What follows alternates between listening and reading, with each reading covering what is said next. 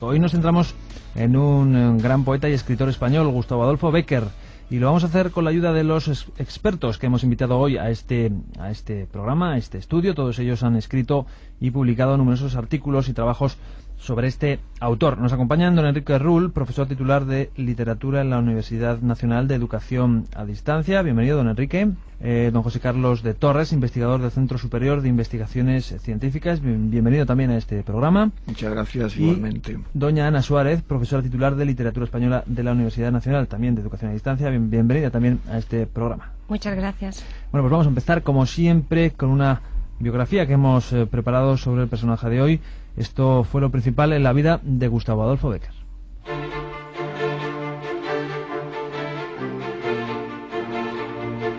Gustavo Adolfo Bécquer nació en Sevilla el 17 de febrero de 1836.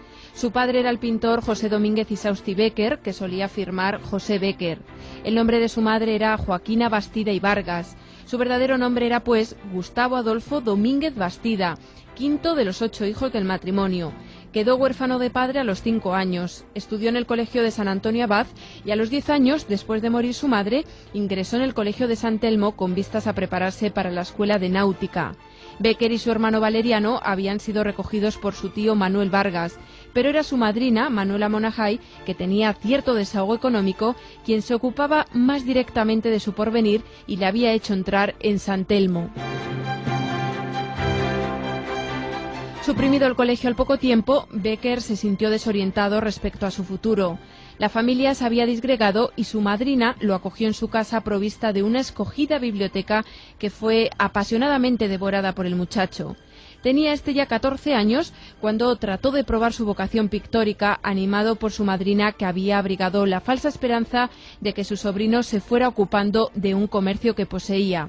Convencida de que no era ese el rumbo de su ahijado, le envió al estudio del pintor Antonio Cabral Bejarano, luego pasó al de Joaquín Domínguez, hermano de su padre, con quien ya estudiaba Valeriano.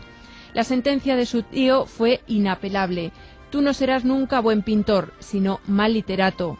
Le animó a que estudiara humanidades y él mismo le costeó unas clases de latín. Después de algunos tímidos intentos en el campo de la música, se entregó fogosamente a su pasión literaria. En 1854 llega a Madrid. Comienza allí una existencia llena de estrecheces y penalidades. En 1855 muere su madrina en la epidemia de cólera que se abate sobre Sevilla. Para conseguir algún ingreso, Bécquer solicita un puesto administrativo en la Dirección de Bienes Nacionales. Se lo conceden, pero por poco tiempo, pues le despiden al descubrirle haciendo versos o dibujando, según otros, en horas de trabajo. Entra en el periodismo y empieza dirigiendo por poco tiempo El Mundo. Después ingresa como redactor en El Porvenir y lo deja para fundar con unos amigos la efímera revista España Artística y Literaria. Hacia 1857 se le presentaron los primeros síntomas de su mortal enfermedad, la tuberculosis. Su hermano Valeriano le convenció de que fuera a reposar al monasterio de Veruela, cerca del Moncayo, donde intensifica su actividad literaria. Cuando vuelve a Madrid, continúa en tratamiento médico con el doctor Francisco Esteban, con cuya hija Casta se casa el 19 de mayo de 1861. La esposa de Bécquer tenía una casa campestre en Ovierca, Soria, y allí tuvo el poeta a menos periodos de descanso. Fue una época de serenidad y trabajo, hasta que en 1863 sufrió una seria recaída en su enfermedad. Una vez recuperado, decidió acoger en su propio hogar a Valeriano, surgiendo pronto disensiones entre este y Casta por conflicto de caracteres. Por influencias de su protector, Luis González Bravo, fue nombrado en 1864 fiscal de novelas con 24.000 reales de sueldo, lo que permitió a la familia una cierta estabilidad económica. Pero la revolución de 1868 derribó al gobierno de González Bravo. Bécquer perdió el empleo y su hermano la pensión, agravándose la crisis familiar hasta el punto de que la esposa abandonó el domicilio conyugal. Casta quedó en Oviercas con el tercer hijo de los Bécquer, que acababa de nacer, mientras Gustavo Adolfo, sus otros 2 hijos y Valeriano volvieron a Madrid por breve tiempo y se establecieron luego en Toledo. En 1869, Eduardo Gasset fundó la Ilustración de Madrid y le ofreció el puesto de director, reservando también una plaza a Valeriano. Los hermanos Becker pusieron de nuevo casa en Madrid, pero el 29 de septiembre de 1870 muere Valeriano. Casta se presentó en el hogar a los pocos días y los esposos volvieron a unirse. Pero no por mucho tiempo. Gustavo Adolfo sufrió una grave recaída agravada por una profunda depresión y muere en Madrid el 22 de diciembre de 1870.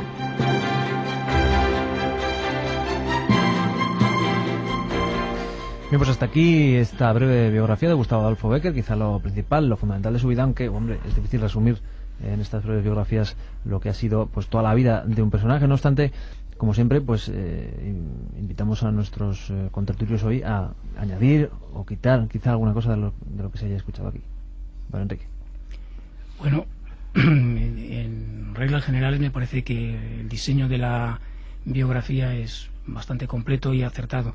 Hay, no obstante, algún detalle que quizá convendría matizar más. Por ejemplo, el problema de la enfermedad de Bécquer. Se ha hablado y en muchos manuales se dice que murió de tuberculosis, que estaba tuberculoso y tal. No consta claramente que esa fuera la enfermedad que padecía. De hecho, tuvo algunas recaídas, pero no se sabe exactamente. Algunos incluso especularon con que podía ser alguna enfermedad venérea. No está nada claro. Lo que sí sabemos es de qué es lo que murió, o por lo menos qué es lo que precipitó su muerte. Julio Nombela, que era amigo suyo y le conocía, y que es un hombre que vivió muchísimo, casi 100 años, en su libro Impresiones y Recuerdos dice que estaba en el mes de diciembre con Bécquer en la Puerta del Sol, y que Bécquer vivía entonces en la calle Claudio Cuello, y se trasladaron en un coche de caballos de entonces, y como estaba llena la parte inferior, subieron a la superior, que es lo que llaman la Imperial, ¿no? Y en esa Imperial hacía un frío tremendo. Entonces Bécquer llegó a casa, llegaron los dos llegaron a casa absolutamente enfermos, con una fiebre altísima. Entonces Bécquer parece que ahí no se recuperó de esa fiebre y murió de esa circunstancia. Esa circunstancia, naturalmente, con un agravamiento de posibles padecimientos anteriores, pudo ser el desencadenante de su fallecimiento. Pero también es posible que esta fiebre produjese en él, por el enfriamiento grave, una especie de pulmonía, y esa es la razón, por lo menos inmediata, de la causa de su muerte, ¿no?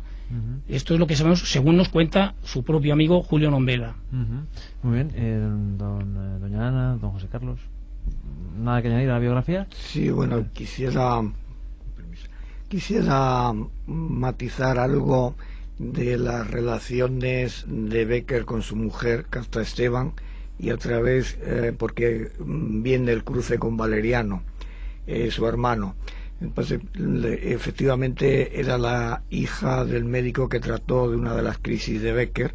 Bécquer no debía tener mucha salud, y al no disponer de mucho dinero, y siendo además un espíritu bohemio, hay que suponer que no se cuidaba mucho, Es decir, no sabemos cómo sería su vida, pero por los detalles es posible que no favoreciera mucho la forma de cuidarse. Entonces, en una de esas crisis que tuvo grave, pues él había tenido unos amores espirituales muy fuertes.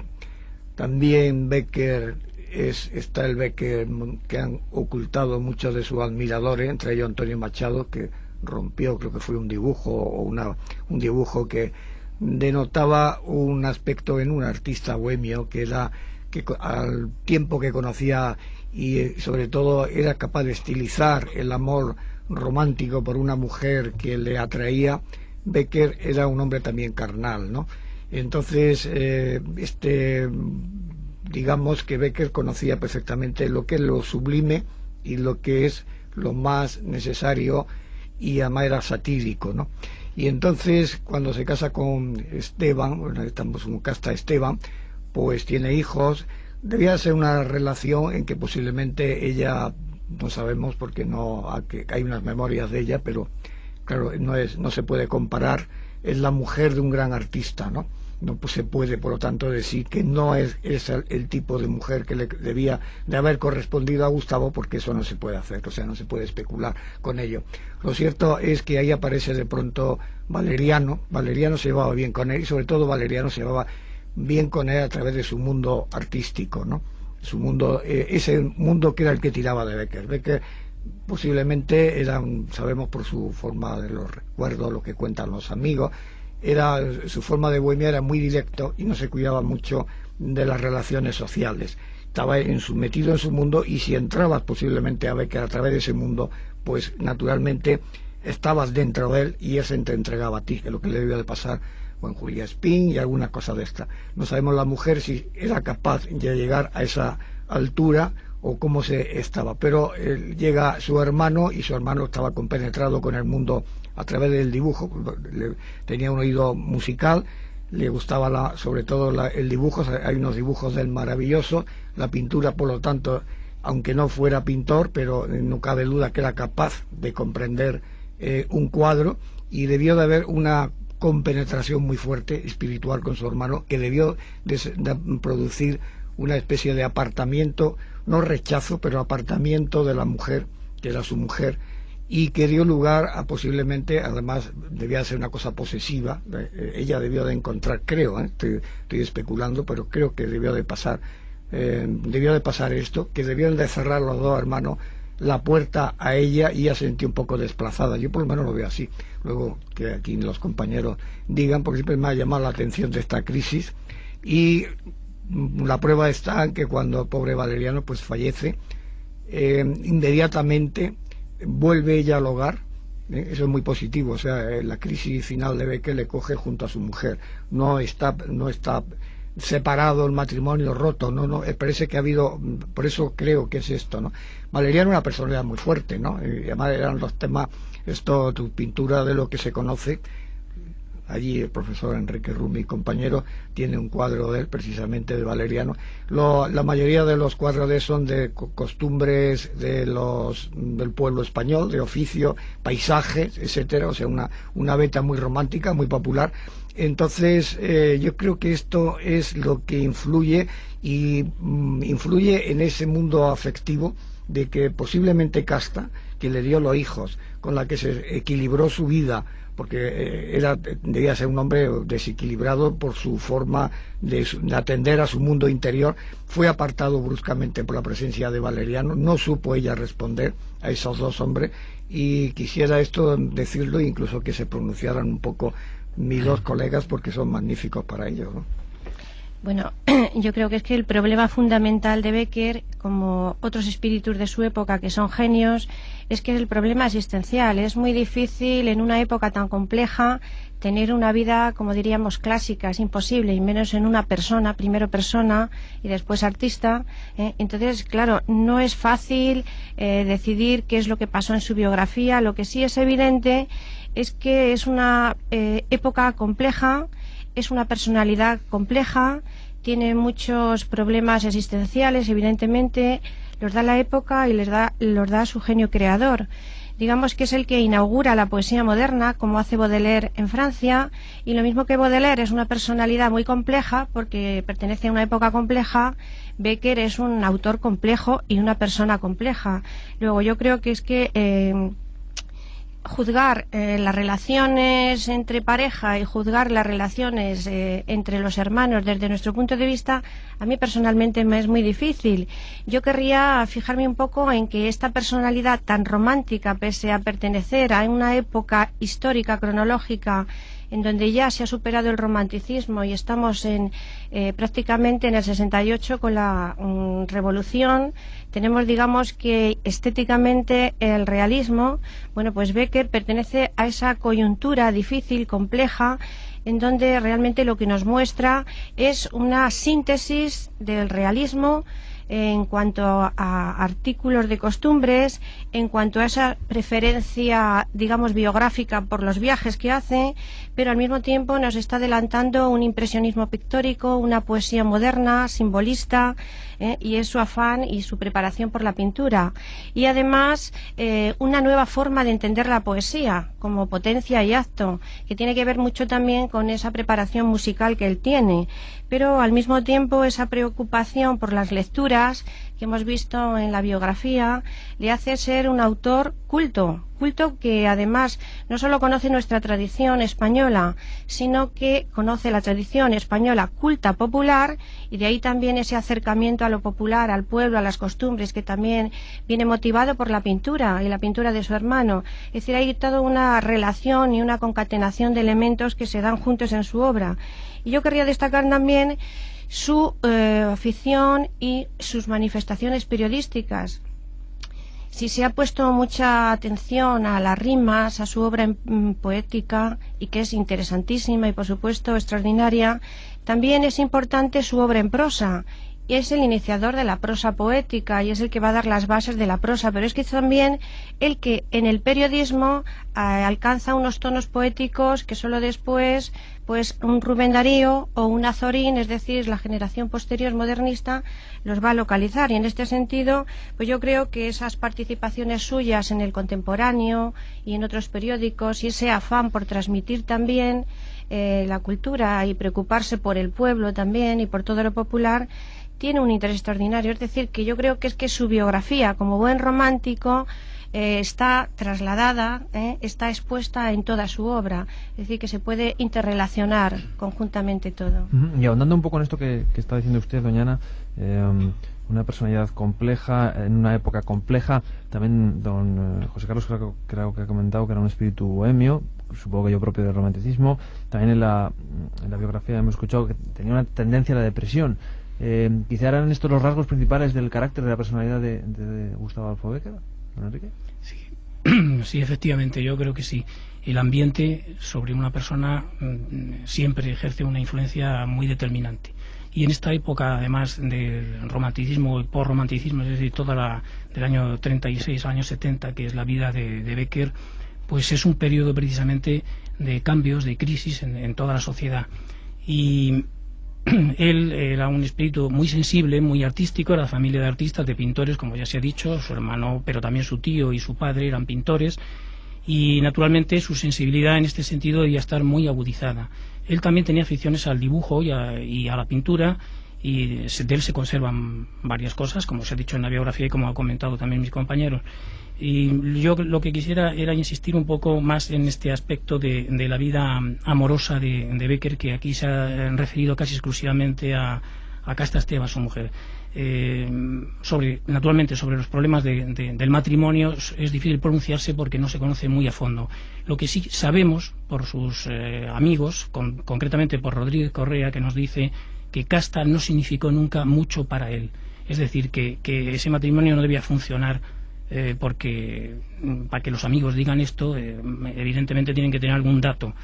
Y la influencia de Valeriano, como ha dicho el profesor Torres, sobre él debió ser en esto bastante decisiva. Tenemos también, lo que sí, eso lo sabemos con seguridad, es que muchas de las rimas, y aquí ya vamos a meternos un poquito en la obra, no solamente en la vida, parece que están dedicadas a alguna mujer.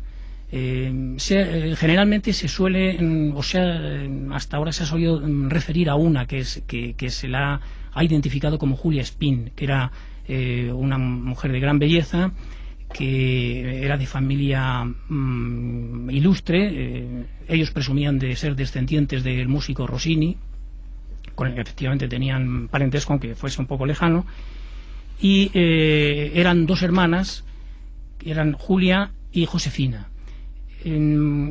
Últimamente parece que ya no se centra en los amores espirituales y a lo mejor no tan espirituales, porque parece que tuvieron cierta relación, por lo menos social, Bécquer con Julia Spin.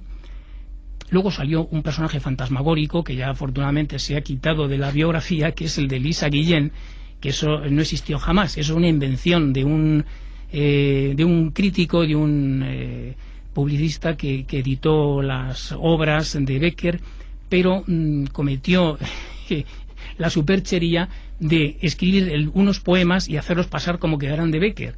Y además esta superchería naturalmente fue admitida, porque hay que reconocer que esos poemas están maravillosamente imitados de los de Bécquer. Pues la crítica creyó que eran de Bécquer, los ensalzó, y algunos dijo que eran perfectamente típicos de él, que eran maravillosos, etcétera, etcétera. Cuando se descubre ya la superchería que la descubrió un poeta y crítico contemporáneo, Rafael Montesinos. Entonces ya se vino abajo esa historia de ese personaje fantasmagórico que se llamaba Elisa Guillén, que no existió jamás, ¿no? Bueno, pues entonces, quitando ese personaje, parece ser que ha cobrado cuerpo en la teoría precisamente de este Rafael Montesinos la idea de que Josefina pudo ser también el otro amor más o menos platónico de Bécquer.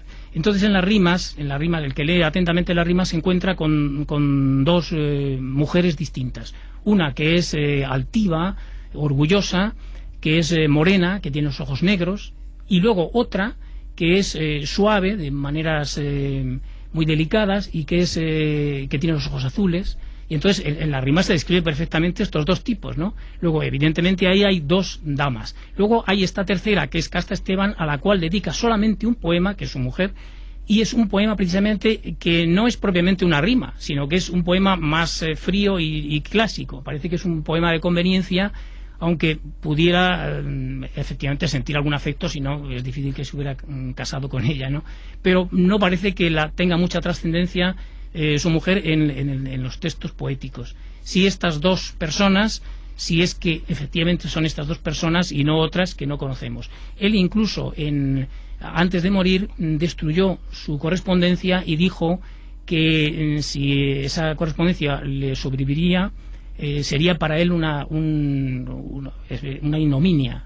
Voy a pasar una rima en concreto que siempre desde que me encontré con Bécquer hace tantos años, pero me encontré con Bécquer, que me ha llamado la atención y que no ha tenido, porque las rimas hay algunas que tienen detrás una bibliografía incluso profunda en el estudio, ¿no? Y hay otras que, bueno, dicen menos. No es que no haya una rima que no esté comentada, prácticamente yo creo que existen comentarios de todo, pero hay una rima que siempre me atrajo cuando desde muy joven, y que la veo totalmente es un tipo, ahora cuando la lea la rima 18, y que creo que es una rima que me parece que la podría recrear Visconti, de haber encontrado Visconti en sus lecturas a Bécquer, que no lo sé si lo haría, porque era una persona muy culta, pero no sé si llegaría ahí. Creo que lo hubiera traído para una de sus películas, ¿no? Estoy pensando en El gato pardo, o una película de estas en donde salía la gran burguesía o la gran aristocracia decadente, ¿no? La voy a leer porque es un tipo de mujer que, bueno, está dentro de las palabras que ha dicho Enrique, pero no tan concretamente, y es la 18. Fatigada del baile, encendido el color, breve el aliento, apoyada en mi brazo del salón se detuvo en un extremo. Entre la leve gasa que levantaba el palpitante seno, una flor se mecía en compensado y dulce movimiento. Como en cuna de nácar que empuja al mar y que acaricia al céfiro, tal vez allí dormía al soplo de sus labios entreabiertos. Oh, ¿quién así, pensaba, dejar pudiera deslizarse el tiempo? Oh, si las flores duermen, qué dulcísimo sueño. Porque aquí aparte de la belleza de la mujer estereotipada, están el tema del sueño y el tema del tiempo, que lo dice relacionado con el amor. Es lo que aquí Bécquer, por supuesto, es cinematográfico. Es decir, que cuando dije lo de Visconti, no, vamos, sé que sea como muy visual, sí. Doña Ana. Evidentemente, bueno, la sensación que produce leer las rimas, cuando se leen, por lo menos sin ese tópico previo que tenemos cuando desde pequeños nos dicen las rimas de Bécquer como algo ya manido, nos encontramos con un tipo de poesía y con un tipo de mujer que tiene mucho de pictórico y evidentemente de cinematográfico, porque es que hay movimiento, hay sensaciones, hay acercamiento y distanciamiento de la cámara, y realmente se mezcla esa mujer sensual o esa mujer, lo mismo morena que rubio, con esa otra mujer que también aparece en sus rimas y que podría decir mucho si pudiera hablar de lo que fue realmente el amor en Bécquer. Y es esa mujer que es una sombra, una ilusión, el vano fantasma de sombra y luz, y esa luz, yo creo que con ese sentido neoplatónico, pero también de búsqueda del absoluto que produce la época, con esa sensación de que el absoluto puede ser algo espiritual, religioso, pero también humano, vivo, pues eso yo creo que es realmente la idea de mujer o la sensación de mujer que en Becker vive como en el título de Cernuda entre la realidad y el deseo. Entonces esa distancia que hay yo creo que es también lo que ha producido las posibles interpretaciones de los amores, porque son es muy difícil de penetrar, pero lo que está claro es que una persona compleja no puede tener una vida, digamos, totalmente equilibrada y fácil, puesto que en un autor como en él, en que se mezcla el sueño, la fantasía, que lo dice muchísimas veces, es muy difícil saber quién hay detrás de esa mujer morena, detrás de esa mujer rubia, o detrás de ese fantasma o fanal de luz, que realmente yo lo que creo que queda de verdad de la idea de mujer, que además es intemporal y tiene mucho más valor que la forma concreta de una mujer con nombre y apellidos. Es decir, yo creo que esa es la idea fundamental, como poeta también, porque realmente lo que es la vivencia pasa a la poesía y se hace intemporal. Entonces, por eso nos gusta a todas las generaciones Becker,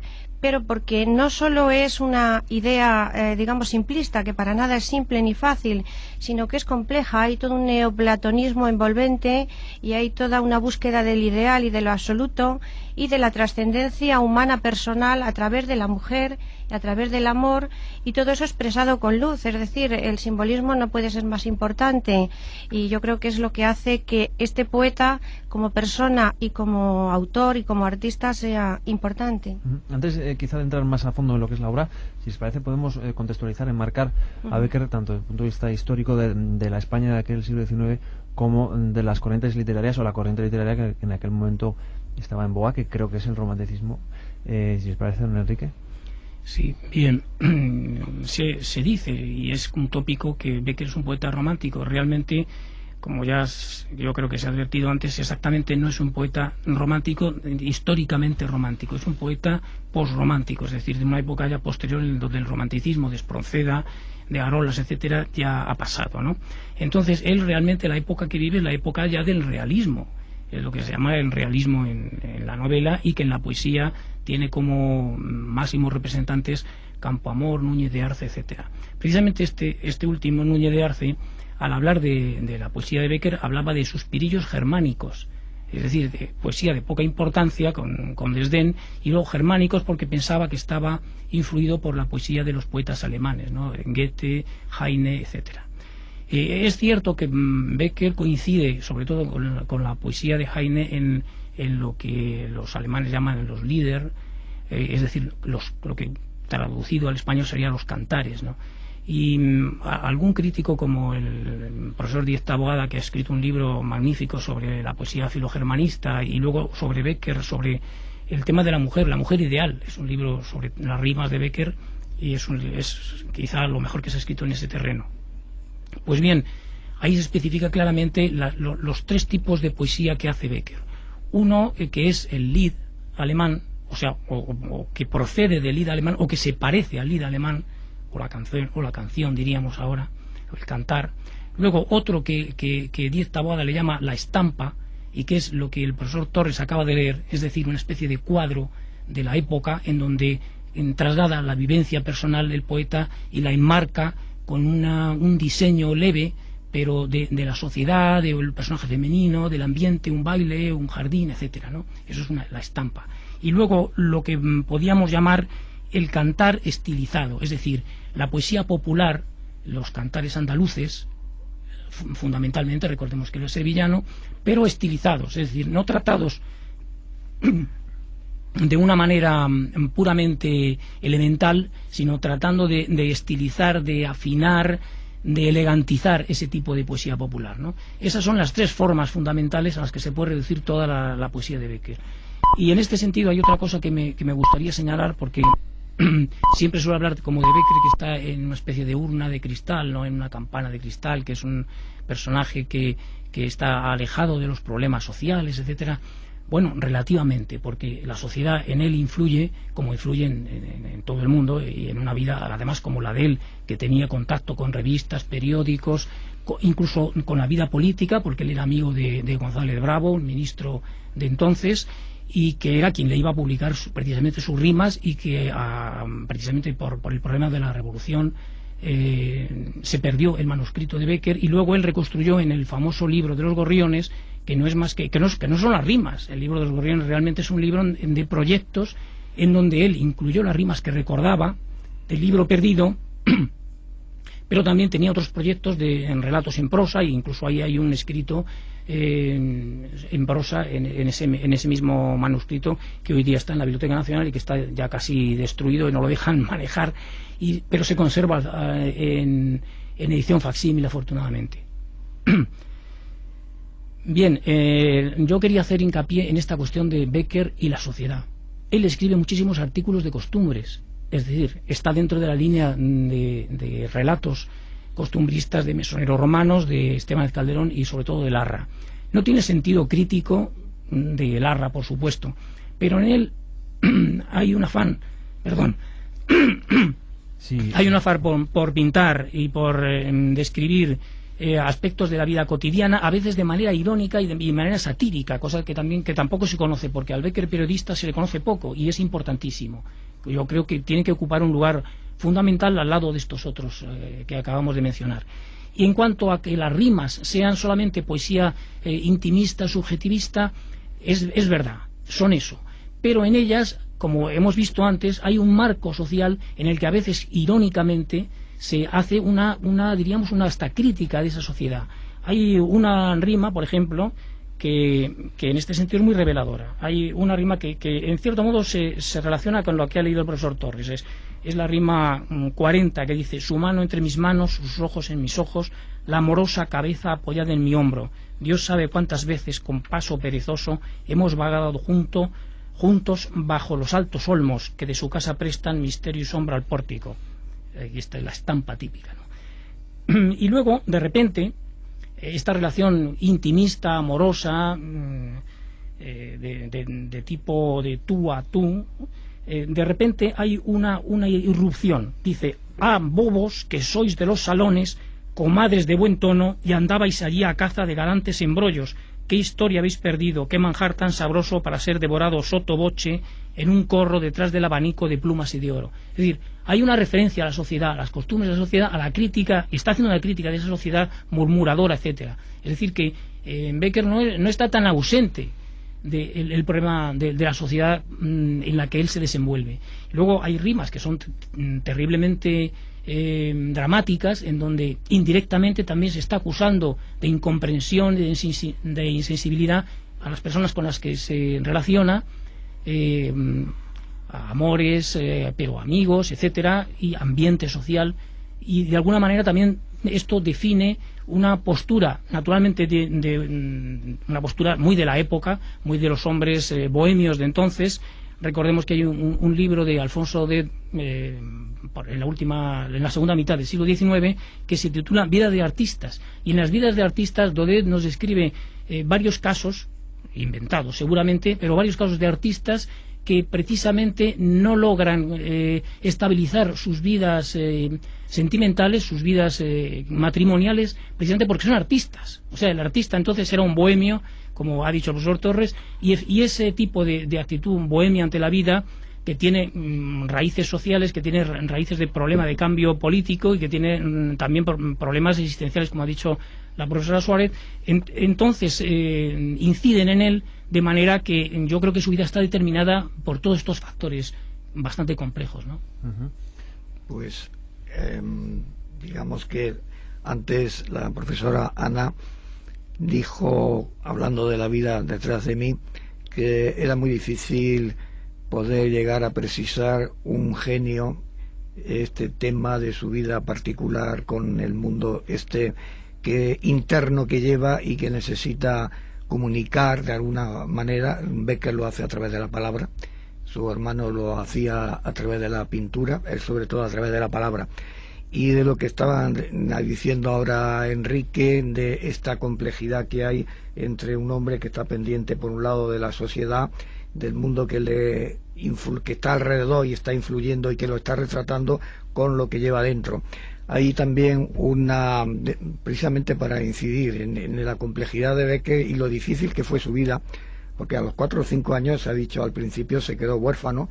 La protección en Sevilla la hubo, pero allí no había ambiente para él, y con 18 años lo mandaron para Madrid, o vino para Madrid, pues según la teoría del profesor Díaz Taboada, que es un maestro en esto de la rima, de la obra poética de Bécquer y de su vida, posiblemente enviado por los círculos de Sevilla como una persona, como un gran porvenir en la poesía a Madrid. Lo que pasa que, claro, aquí, hasta que la acogieron, y sobre todo una persona que no venía con cartas de mucha influencia, hasta que llegó a González Bravo o llegó a unos círculos que empezaron, pues lo pasó difícil, y esto simplemente eso tiene que marcar. Pero al lado de todo esto que se está diciendo de tipo social, hay un Bécquer, que yo no sé qué estudios tenía, pero simplemente no hace falta llegar a la universidad ni de esto, que se da cuenta de temas que están gravitando en la vida de los hombres, y más si se tiene su sensibilidad. Voy a leer la rima 81, que tiene que ver algo con lo que se dijo antes de la rima que leí, y por supuesto con lo que ha dicho Enrique. La rima 81, que a casualidad 1881, cuando el centenario de Calderón. Bien, la rima 81 que dice: es un sueño la vida, pero un sueño febril que dura un punto. Cuando de él se despierta, se ve que todo es vanidad y humo. Ojalá fuera un sueño muy largo y muy profundo, un sueño que durara hasta la muerte. Yo soñaría con mi amor y el tuyo. Por un lado plantea que solamente existe el momento, realmente es un existencialista, solo existe el momento, lo otro es recuerdo, el futuro es un proyecto.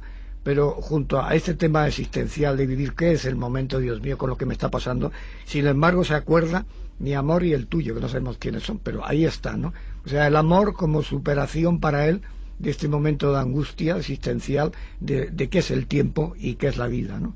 A mí me gustaría recordar que también fue un gran cronista, ¿no? Sus crónicas viajeras tienen un extraordinario interés, porque precisamente funde ahí su preocupación social, su preocupación por todos los demás, junto con sus ideales, y con los ideales que para él son suyos, pero además quiere difundirlos en la sociedad.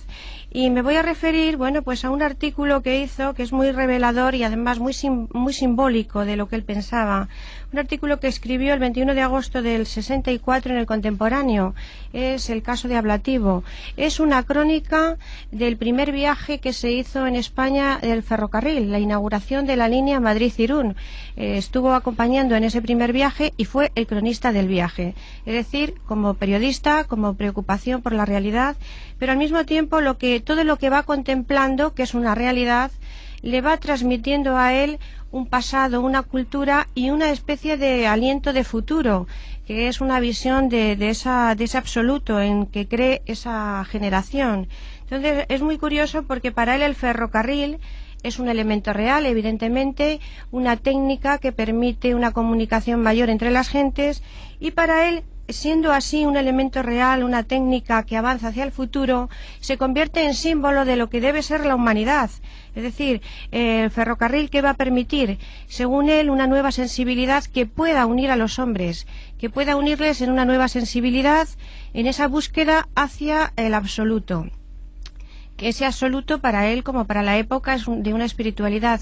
Entonces, el ferrocarril va teniendo en él una simbología de lo que es la escala de la sociedad, la escala de la humanidad, toda ella en búsqueda de ese ideal colectivo desde los tiempos pasados al futuro. Ahí los vagones del tren van a ser una realidad, los chirridos, los ruidos del tren se van a convertir en él en aldabonazos también, primero reales de lo que es la salida del tren, pero después simbólicos de lo que anuncian una nueva era para la sociedad, para el mundo, una nueva visión de lo que son las relaciones sociales, la paz, la libertad para todos, la justicia. Entonces, el símbolo de la marcha, dice él, que es como la vuelta al peregrinaje de la humanidad, que es realmente la característica del hombre, el vivir para morir, pero para llegar a algún sitio. Es la idea idealista del romántico.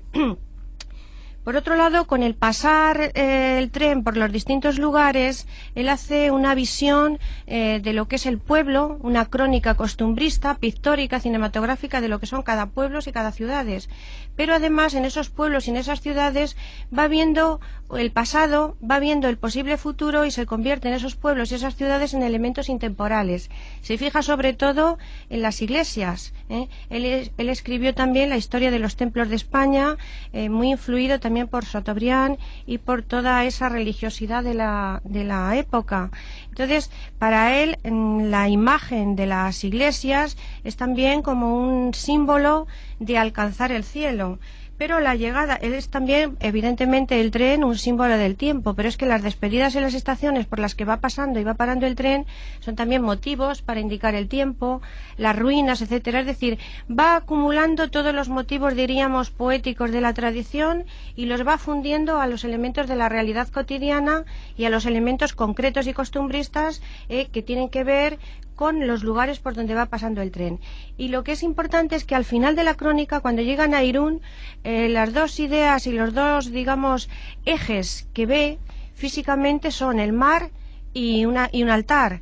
Y ya lo considera como un simbolismo de lo que es la visión del hombre, su elemento, su enlace con la eternidad, y por otro lado con su aspiración a soñar, representada por el mar y que está anticipando la estética modernista de Rubén Darío. El mar a lo lejos es el sueño del hombre, el sueño que es una de las constantes fundamentales de Bécquer y, digamos, sueño, ensoñación, aspiración al infinito. Es decir, como una crónica que podría ser cualquier otra crónica costumbrista de la época, esta puede ser interesante por lo que constituye de primer viaje en el ferrocarril castellano. Entonces es interesante. Sí, les quería preguntar también, han ido lógicamente saliendo cosas a lo largo pues, de esta conversación que estamos manteniendo aquí, pero quizá nos gustaría saber así al público en sentido amplio, ¿cuál sería la principal aportación de Gustavo Adolfo Bécquer a la historia de la literatura española y, si se quiere, universal también? O sea, ¿qué es lo que ha hecho que Bécquer haya pasado a la historia como escritor, como poeta, como literato? Don Enrique. Sí, bueno, yo creo que se puede resumir en una frase que fue el título de un congreso que se celebró en Málaga, ¿no? Bécquer, precursor de la modernidad. ¿Por qué Bécquer es precursor de la modernidad? Nos podíamos preguntar. Antonio Machado, en uno de los prólogos de sus poesías, decía: Edgar Poe es el primer poeta verdaderamente moderno. Hay que preguntar por qué decía esto Machado. Ahora nosotros podríamos preguntar: Bécquer es el primer poeta moderno en lengua española. ¿Por qué? Pues la respuesta es parecida en los dos casos. Es decir, Poe es el primer poeta moderno porque es capaz de reflexionar sobre lo que es el hecho poético mismo y a la vez que hace poesía escribe, por ejemplo, algunos trabajos uno que titula Sobre el principio poético, en donde él se hace la autocrítica y el análisis de su famoso poema El Cuervo. Bueno, pues Bécquer, que escribe las cartas literarias a una mujer, esas cartas literarias a una mujer no son sino el programa perfecto de lo que es su propia poesía, pero explicado en prosa y explicado de una forma íntima a una mujer. Naturalmente como hecho literario, porque esas cartas se publican para todo el mundo, ¿no? Entonces, ¿por qué es el primer poeta moderno? Porque partiendo de unas raíces primero clásicas, porque él cultivó en su niñez casi, diríamos, la poesía clásica. Después pasa por el romanticismo, recoge la influencia de Espronceda, como se ha visto muy claramente, después de la escuela filogermanista española, o sea, a través de los españoles, pero de la poesía alemana de Heine, etcétera. Y también parece que pudo conocer a Edgar Poe, a Byron, a poetas anglosajones. Y poco a poco su poesía, que tiene unos caracteres fundamentalmente intimistas, va derivando, afinándose hacia lo que podíamos llamar ya el simbolismo, que es lo que han dicho mis compañeros antes, y es lo que efectivamente se ve en muchas de las rimas, y curiosamente no solamente de las rimas en verso, sino también de los textos en prosa. En un libro que me parece que aquí no hemos mencionado, pero que es de los suyos más famosos, que son las cartas desde mi celda, que están escritas en el monasterio de Veruela, menos la última, que la escribe en Madrid, pero habla de Veruela como si estuvieran en ese mismo monasterio, ¿no? Bueno, pues en esas cartas, primero se sitúa en la primera de las cartas en su circunstancia personal, el viaje a Veruela, etcétera. Es decir, parte de un hecho físico y de la vida presente y circunstancial, ¿no? Después se remonta al pasado, a la historia, entonces empieza a hablarnos de la historia, etcétera. Pasa después a los aspectos legendarios de que rodean a toda esa zona, Soria y todo el mundo en el que se desenvuelve en su estancia, y luego al final termina por hacer un tipo de cartas al final que son ya pura imaginación y trascendencia, y que enlazan con algunas de las rimas beckerianas. Es decir, que va, digamos, de lo material, histórico, circunstancial, cada vez a lo más intimista, a lo más espiritual y a lo más incluso etéreo y hasta religioso, y por tanto va pasando de los aspectos que podríamos llamar concretos a los más abstractos. Ese camino se verifica también en la técnica poética. Es decir, hay muchas rimas que acaban siempre con una pregunta retórica, ¿no? Las lágrimas son agua y van al mar, ¿no? Los suspiros son aire y van al viento. Dime, mujer, cuando el amor se olvida, ¿sabes tú a dónde va? Una pregunta retórica que no tiene respuesta, y además, es más, que no tendría respuesta jamás, ¿no? Pero esa pregunta es como una especie de poetización de algo que se desconoce y a lo que se quiere llegar por una vía puramente intuitiva, y no ya una mecánica que nos especifique concretamente qué es lo que se entiende por poesía, ¿no? Enrique, la verdad es que nos queda muy poquito de tiempo, nos quedan 5 minutos. Quizá me gustaría preguntarles sobre Gustavo Adolfo Bécquer, para ustedes, qué es lo que ha supuesto pues el leer su obra, ¿no? Que hablen un poquito más quizá con el corazón, ¿no? ¿Qué es lo que más les gusta de Bécquer? ¿Qué es lo que les llama la atención? ¿Qué es lo que les emociona? ¿Qué es lo que les gusta? Pues bueno, perdón, pero voy a decir que después de hacer mis rimas hace muchos años, ¿no? Y estuve además de compañero y amigo mucho tiempo trabajando en el despacho, en el CSIC, con Juan María Díaz Taboada, aparte de la relación con Enrique, que es también beckeriano, y Ana. Hay algo que me ha llamado la atención, que ha salido después de mis rimas, y es el sentido satírico, burlón, terriblemente, que no deja títere con cabeza, de Bécquer, dibujante.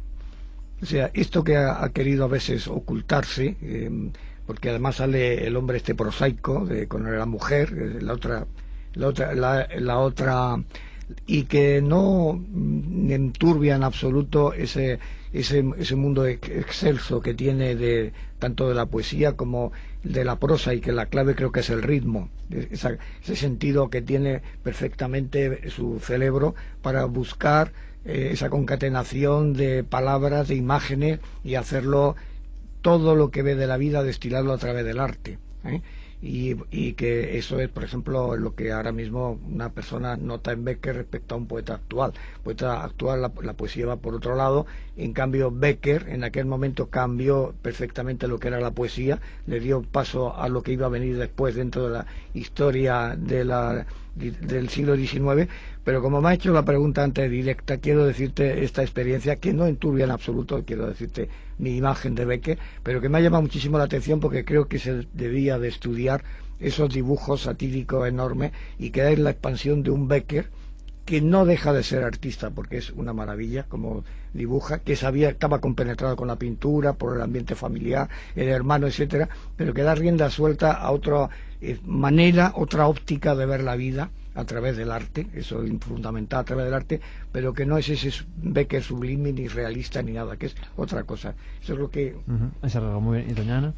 Pues yo destacaría que Bécquer, precisamente para mí, y lo que me parece más importante, es que es esa capacidad sintetizadora, que siendo crítico con la realidad, que siendo irónico, que siendo burlesco, es capaz de elaborar todos esos ingredientes de la vida cotidiana y hacer como lo que él consideraba la poesía popular más importante, hacer que aquello se estilice de tal manera que se convierta en materia poética y después en símbolo, y que su poesía se puede decir que la luz es el elemento fundamental, y con esa luz pues puede ser el símbolo de toda la capacidad que tiene el hombre para expresarse con lo más fácil en apariencia, con las esencias, pero que en esas esencias está por detrás todo ese mundo intrahistórico de lo que es la realidad personalidad compleja del individuo. Entonces, en ese sentido, creo que por eso ha sido el poeta indiscutible, el precedente de todo el modernismo, el que ha sido imitado conscientemente y declaradamente por autores tan distintos y tan distantes como un Unamuno, un Juan Ramón, pues incluso un Antonio Machado, los poetas del 27. ¿Qué han visto en él? ¿Qué ve la posteridad? Pues está viendo cada uno uno de los rasgos que están apareciendo, pero al mismo tiempo la inteligencia superior para convertir en símbolo, que es intemporal, eterno, es lo que yo digo esencia, luz, sensación, que no está ausente la sensación, convertir todo eso en algo superior, que por eso nos gusta a todos. Eso es. Doña Ana, siento contarle, me encantaría seguir escuchándoles a ustedes tres, sus conocimientos, su sabiduría sobre Gustavo Adolfo Bécquer, pero es que no hay tiempo para más. Ya saben que la radio, el tiempo se pasa volando. Seguro que a ustedes se les ha pasado volando el tiempo hablando de Bécquer. Se podía hablar mucho más, pero tenemos que dejarlo aquí. Don Enrique Rull, don José Carlos de Torres, doña Ana Suárez, muchísimas gracias a los tres.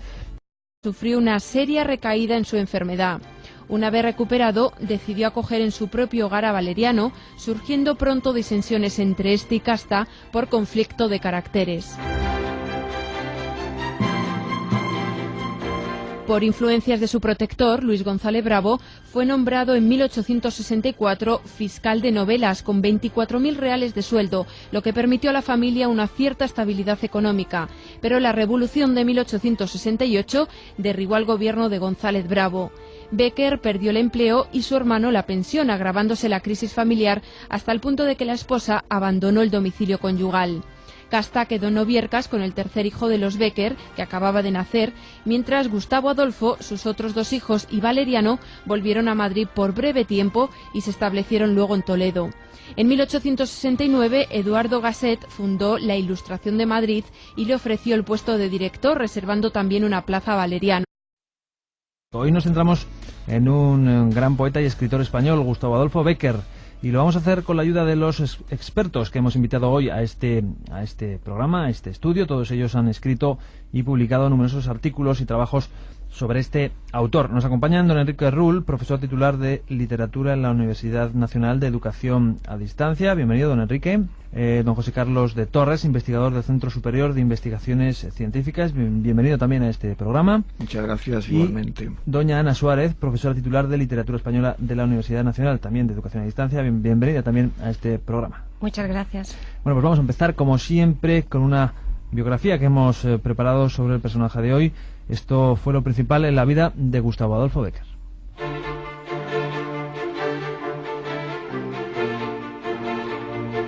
Gustavo Adolfo Bécquer nació en Sevilla el 17 de febrero de 1836.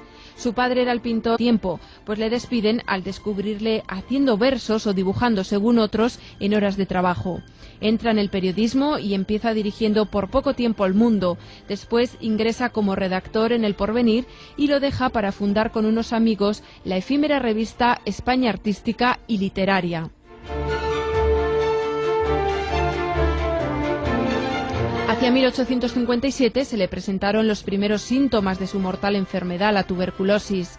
Su hermano Valeriano le convenció de que fuera a reposar al monasterio de Veruela, cerca del Moncayo, donde intensifica su actividad literaria. Cuando vuelve a Madrid, continúa en tratamiento médico con el doctor Francisco Esteban, con cuya hija Casta se casa el 19 de mayo de 1861. La esposa de Bécquer tenía una casa campestre en Ovierca, Soria, y allí tuvo el poeta a menos periodos de descanso.